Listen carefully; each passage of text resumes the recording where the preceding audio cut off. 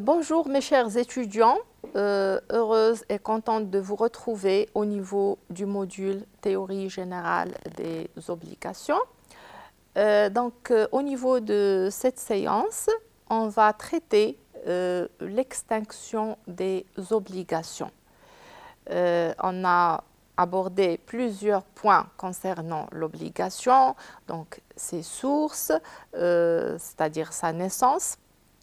On a abordé aussi les modalités de son exécution, des modalités qui tiennent à la structure de l'obligation. À ce niveau-là, on a traité la condition, le terme. On a abordé aussi les modalités de son exécution au niveau des sujets de l'obligation, c'est-à-dire le créancier et le débiteur. On a parlé de la solidarité active, la solidarité passive. On a parlé aussi de l'obligation conjointe et on l'a traité aussi. On a traité les modalités d'exécution de l'obligation selon l'objet de l'obligation, cet objet qui peut être divisible ou indivisible. On a parlé aussi de son exécution qui peut être une exécution volontaire comme elle peut être une exécution forcée. Au niveau de cette séance, comme je l'ai déjà dit, on va traiter l'extinction de l'obligation. Comme on l'a déjà précisé, si l'obligation naît de plusieurs sources, aussi, on peut dire qu'elle s'éteint lorsque la prestation qui en fait l'objet devient impossible naturellement ou juridiquement. Et ici, on peut préciser qu'il y a plusieurs causes qui peuvent mener à la disparition de l'obligation. Et ces causes peuvent s'envisager dans des modes extinctifs spécifiques ou encore dans des causes normales. Parlons des modes extinctifs spécifiques. Ici, on va invoquer ou on va préciser la remise volontaire de la dette, la confusion et la prescription.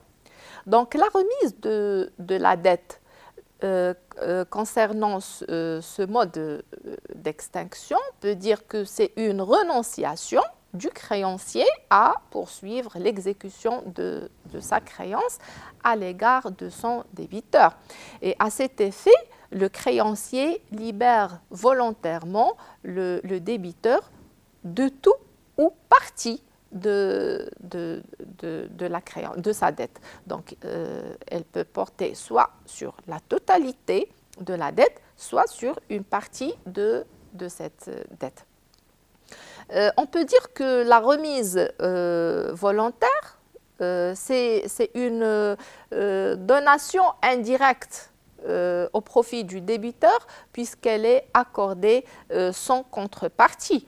Donc, la remise de la dette est un mode extinctif de l'obligation qui a été traité par les articles 340 jusqu'à 364 du Dahir des obligations et contrats. Et à ce niveau-là, au niveau de ces articles, le législateur a régi la remise de la dette au niveau de ses conditions et aussi au niveau de ses effets. Concernant les conditions de la remise de la dette, bien sûr, c'est un acte juridique et puisque c'est un acte juridique, c'est une déclaration de volonté, elle se trouve soumise à plusieurs éléments. Donc, elle résulte bien sûr de la volonté des parties et cette volonté, elle doit être exempte de tout vice de consentement. Aussi, comme on l'a vu au niveau de l'acte unilatéral de volonté, la déclaration de volonté, elle nécessite l'existence d'une capacité du créancier qui doit, selon l'article 340 du Dahir des obligations et contrats, être capable de faire une libéralité. En plus, l'objet de cette remise de dette, il doit être licite et certain, et aussi sa cause, elle doit être licite. En revanche, concernant les conditions de forme, il n'y a pas une forme bien précise pour effectuer la remise de dette. Donc, aucune condition de forme n'est exigée, même si la dette découle d'un acte qui est solennel. Concernant les effets de la remise de dette, les effets de la remise de dette divergent selon que le débiteur accepte cette remise de dette ou encore la refuse. Donc, si le débiteur accepte la remise de dette, la dette s'éteint, ce qui mène à la disparition de l'obligation et aussi de ses sûretés qui garantissent cette dette. Par exemple, une dette qui est grevée d'une hypothèque. Donc, la remise de la dette dans ce cas entraîne, en plus de l'extinction de l'obligation principale, la radiation de l'hypothèque sur le titre foncier. En revanche, si le débiteur refuse la remise de dette dans ce cadre, la dette sera considérée, refuse la remise de dette, donc la dette, elle subsiste, et de même que toutes les sûretés qui sont afférentes à cette dette vont subsister avec elle. Par conséquent, le débiteur, dans ce cas, il n'est pas libéré de sa dette. Et lorsqu'on parle du refus du débiteur, bien sûr, le refus, il peut être express. Aussi, le législateur a déterminé au niveau de l'article 343 du Dahir des obligations et contrats, les cas où le débiteur ne peut pas refuser la remise de la dette. Il s'agit du cas où il l'a déjà accepté et par conséquent, il ne peut pas la révoquer. Aussi, lorsque la remise de dette a été conférée ou a été donnée suite à la demande du débiteur. Et enfin, cette remise de dette, elle prend effet dès que le débiteur en a eu connaissance et sans que son acceptation ne soit nécessaire conformément à l'article 340 du Dahir des obligations et contrats. Concernant la confusion aussi constitue une autre cause d'extinction de l'obligation. Ainsi, il y a confusion lorsqu'une personne devient à la fois créancière et débitrice d'une même obligation. Et aussi, on va signaler les dispositions de l'article 369 du Dahir des obligations et contrats qui précisent que lorsque les qualités de créancier et de débiteur d'une même obligation se réunissent dans la même personne, il se produit une confusion de droit qui fait cesser le rapport de créancier et de débiteur. Donc, cette confusion fait cesser le rapport entre le créancier et le débiteur, c'est-à-dire elle éteint l'obligation. Et ici, on peut donner un exemple, par exemple, un locataire d'un immeuble qui a acheté la part de l'un des indivisaires. Donc, dans ce cas, la confusion engendre une extinction qui est partielle de l'obligation du paiement du loyer de l'immeuble dans la limite de la part qui a été vendue. Donc, c'est un arrêt ça découle d'un arrêt de la Cour d'appel de Casablanca, numéro 235. Aussi, lorsque la cause qui a produit la confusion vient à disparaître, la créance, bien sûr, revit avec ces accessoires à l'égard de toute personne. Par conséquent, la confusion est réputée n'avoir jamais existé conformément à l'article 370 du Dahir des obligations et contrats. En plus de la remise de la dette et la confusion, on a la prescription. Et la prescription, avant de parler de la forme de prescription qui nous concerne au niveau de l'extinction de l'obligation, on peut signaler qu'il y a deux sortes de prescription. Il y a une prescription acquisitive et il y a la prescription extinctive. Et d'ailleurs, c'est cette dernière forme, c'est-à-dire la prescription extinctive, qui mène à l'extinction de l'obligation et qui donne fin à l'existence de l'obligation. Donc, on dit qu'il y a prescription acquisitive lorsqu'elle permet d'acquérir un droit par l'écoulement du temps, tel que par exemple le cas de l'article 250 de la loi 3908 portant Code des droits réels, qui dispose que en cas de possession conforme aux conditions, ininterrompue durant 10 années, par une personne étrangère à la copropriété, alors que le titulaire du droit est présent, informé et se tait sans empêchement et sans excuse, il acquiert par sa possession la propriété de l'immeuble. Par ailleurs, la prescription extinctive, elle permet, c'est une prescription qui permet d'éteindre une dette par l'écoulement d'un certain temps. Et à cet effet, elle libère le débiteur. Tel est le cas de l'article, par exemple, 387 du Dahir des obligations et contrats. Donc, comme son nom l'indique, c'est la prescription extinctive qui mène à l'extinction de l'obligation, sauf que celle-ci n'éteint pas d'office l'obligation. Mais elle doit être invoquée par celui qui a intérêt, c'est-à-dire elle ne s'applique pas de plein droit, mais il faut que la personne qui a intérêt d'invoquer la prescription, elle doit demander son application au tribunal saisi, conformément à l'article 372 du Dahir des obligations et contrats. Bien sûr, il convient de signaler qu'il existe une prescription de droit commun qui est générale en matière civile, comme il existe d'autres délais de prescription qui sont des prescriptions spéciales prévues par la loi. Ainsi, selon l'article 387 du Dahir des obligations et contrats, toutes les actions naissant d'une obligation sont prescrites par 15 ans, sauf les exceptions ci-après ou celles qui sont déterminées par la loi dans les cas particuliers.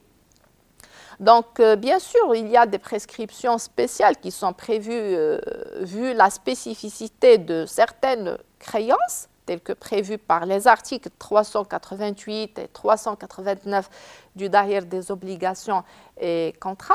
Par ailleurs, si la prescription extinctive mène à l'extinction de l'obligation dans un certain délai, il convient de préciser que ce délai commence à partir du jour de l'exigibilité de la créance, c'est-à-dire du jour où le créancier était en droit d'exercer ses poursuites contre le débiteur pour exécuter sa créance.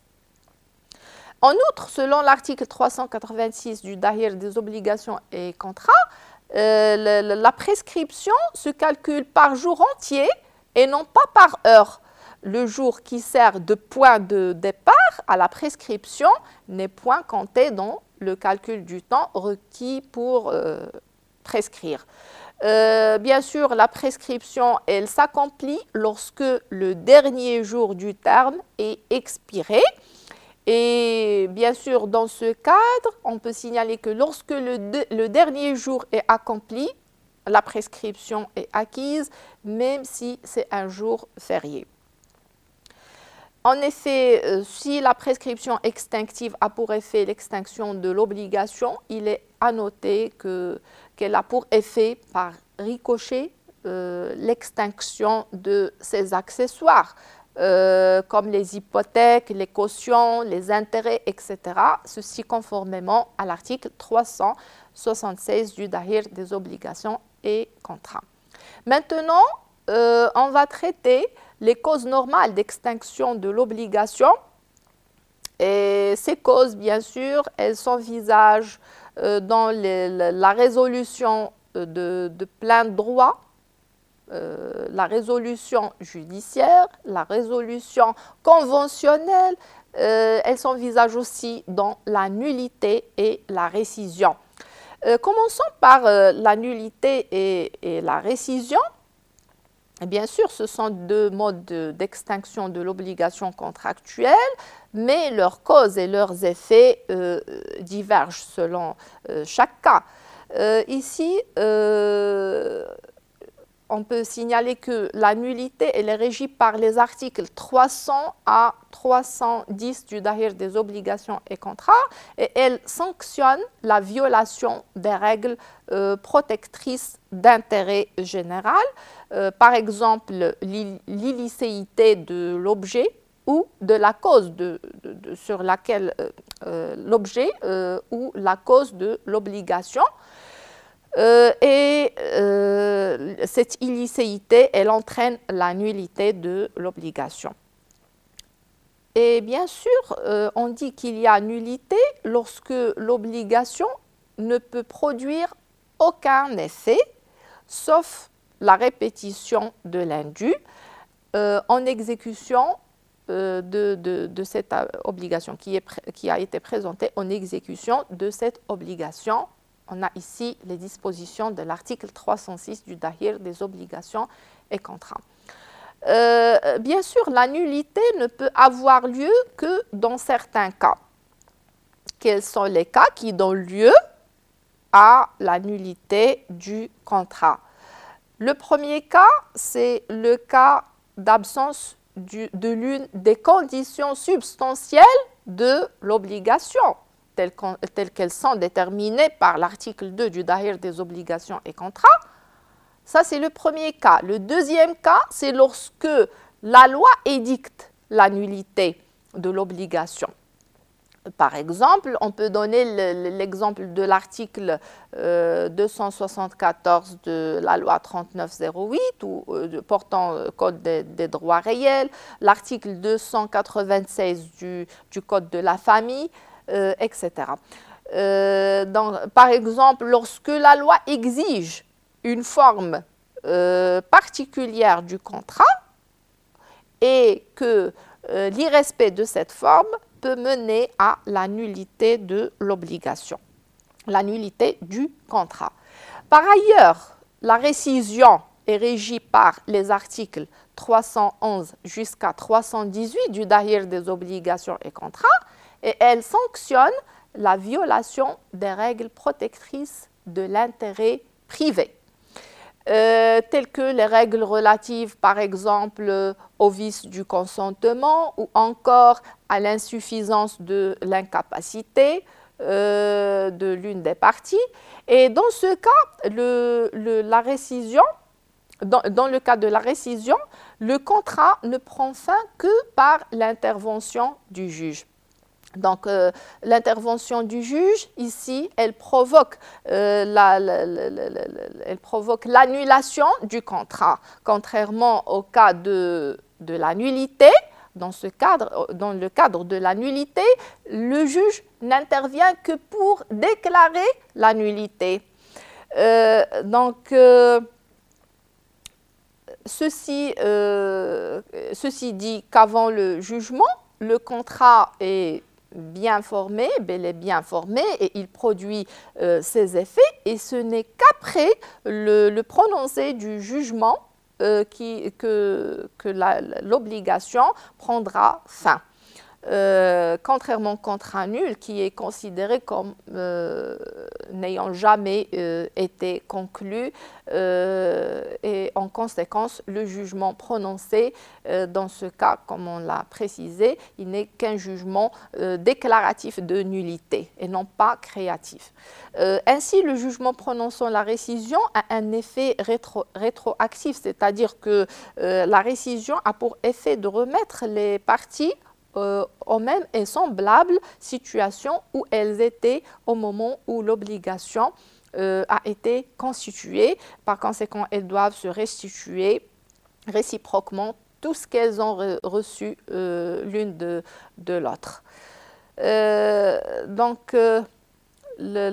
Cependant, l'obligation faisant l'objet d'une action en récision, elle peut être rectifiée par la confirmation de la personne qui en bénéficie conformément aux dispositions de l'article 317 dans ce cadre, qui dispose que la confirmation ou la ratification d'une obligation contre laquelle la loi admet l'action en récision n'est valable que lorsqu'elle renferme la substance de cette obligation, la mention du motif qui la rend annulable et la déclaration qui en entend réparer de vice qui donnerait lieu à la récision. Ici, bien sûr, il existe plusieurs différences entre la récision et d'autres notions qui sont similaires, telles que l'opposabilité, la caducité, etc. Aussi, plusieurs différences existent entre la nullité et la récision.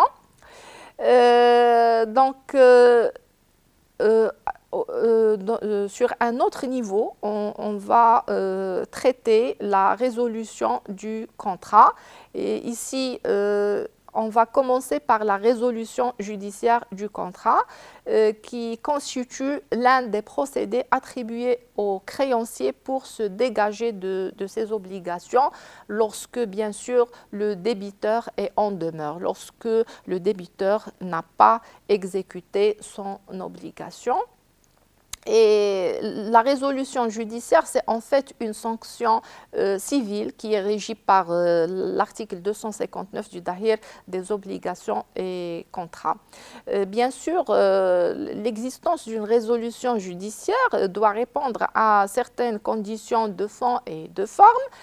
Concernant les conditions de fond, la résolution judiciaire, c'est un procédé qui intéresse les contrats synallagmatiques et non pas les contrats unilatéraux. Elle n'intéresse guère les contrats unilatéraux puisque l'inexécution de l'obligation par la partie obligée ne procure aucun intérêt de demander la résolution du contrat par l'autre. Donc, vaut mieux dans ce cas, dans le cas des contrats unilatéraux, de demander l'exécution du contrat au lieu de sa résolution. Aussi, la demande de la résolution du contrat nécessite l'existence d'une inexécution du contrat par l'une des parties contractantes, peu importe que cette inexécution soit totale, partielle, passive ou active, partielle, positive, etc. Elle peut même résulter d'un retard dans l'exécution des obligations. De même, la demeure du débiteur justifie la demande de la résolution en l'absence de tout dol, de toute mauvaise foi. Donc, il suffit qu'il existe une faute dans ce cadre pour demander la résolution. En plus, la mise en œuvre de la résolution judiciaire impose que le demandeur en justice de la résolution qu'il soit libéré qu'il a libéré ses obligations, qu'il s'est libéré ou au moins il a déclaré sa volonté de se libérer de ses propres engagements. En outre, il faut que le demandeur de la résolution ait la possibilité de rendre les choses à leur état initial. Concernant les conditions de forme, bien sûr, la résolution judiciaire, elle doit être précédée par une mise en demeure du débiteur. Donc, avant d'ester en justice, il faut d'abord procéder à la mise en demeure du débiteur telle qu'elle a été abordée auparavant. En plus, il faut une demande en justice conformément à l'article 259 du Dahir des obligations et contrats, et il faut une décision judiciaire qui prononce cette résolution du contrat. En plus de la résolution judiciaire, bien sûr, il y a une résolution conventionnelle. La résolution conventionnelle qui se constitue en une clause qui prévoit la résolution en cas d'inexécution de la prestation, ce qu'on appelle le pacte compromissoire, et qui a lieu de plein droit et automatiquement dès qu'il n'y a pas exécution de l'obligation. Bien sûr, elle a plusieurs effets sur la relation contractuelle entre les parties et aussi à l'égard des tiers. En plus, on a la résolution de plein droit qui est une extinction totale du contrat qui a pour effet une extinction totale du contrat de façon rétroactive.